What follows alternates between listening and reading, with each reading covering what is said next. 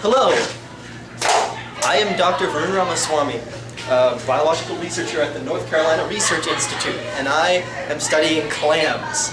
I wish to test whether clams use their muscular foot to stay on the beach to gather nutrients, because the beach is where all the concentration of the nutrients are.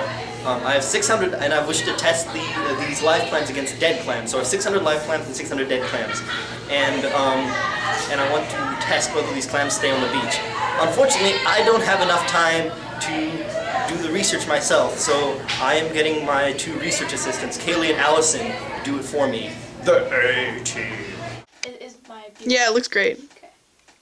It's deep, eye of the tiger, it's the thrill of the fight, rising up to the challenge of our rival, and the last known survivor stalks his spread in the night, and he's watching us all with the eye of the tiger.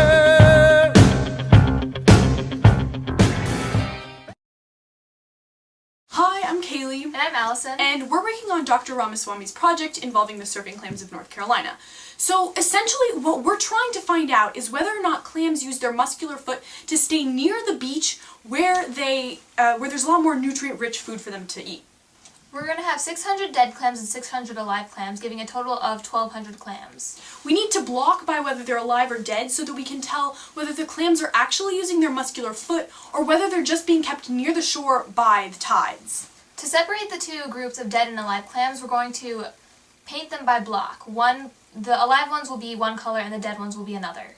We're then going to number each group. So for example, the dead clams will be labeled 0 through 600, or 1 through 600, excuse me, and the live clams will be labeled 601 to 1200. Then we're going to use a random number generator to generate these two groups into 75 groups of 8 of each type. We're going to place them along the beach at 15 yards out with 75 groups of 8 alive and 8 dead. We're then going to measure the number of clams at this 15-yard line. We're going to measure 4 times a day in between each of the tides. So we're going to have 2 results after low tide and 2 results after high tide. So this way we can see how they move depending on the tides and whether there's a difference between the live clams and the dead clams and how far they are from this initial 15-yard line. The end. If only science were that simple. We have confounding variables. These are things that could affect our expected results and change what actually happens and why the clams are staying near the shoreline or are being washed back out to sea. So we have 3 major groups of confounding variables. Plants. The clams could be caught in the Algae, for example, algae or kelp. Yes. Another confounding variable is wildlife. Some wildlife may contribute to the motion of the clams, either by bringing them closer or taking them farther away. Like sharks. Probably not, though. Lastly, Weather. we have weather. We're including in this the movement of the tides. The dead clams are definitely going to be a lot more affected by this if we're correct in our hypothesis. So the tides will move the clams in and out, and then also other weather. Want to expand? Thunderstorms, but that won't really do much. Wind. Large waves, Yeah, things of that waves. nature would affect the movement of the clams. So these are our major confounding variables. Hurricanes. However, don't worry, because we're overcoming all of these variables with our carefully thought out experiment. Alright, where's the chalk?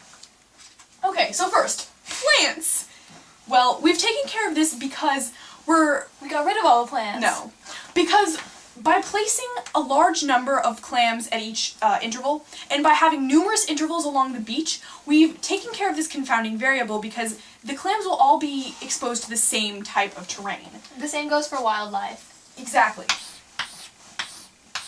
If any individual groups are affected by either wildlife or clams, it can be essentially negated because we have so many other groups with which we can base our data on.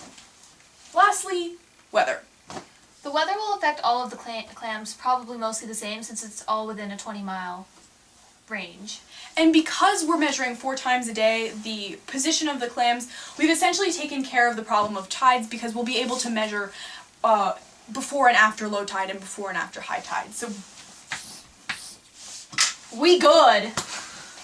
This experiment will answer the question because We are measuring the movement of the clams after high tide and before high tide and before and after low tide. So we'll be able to see the movement of the clams over a long period of time.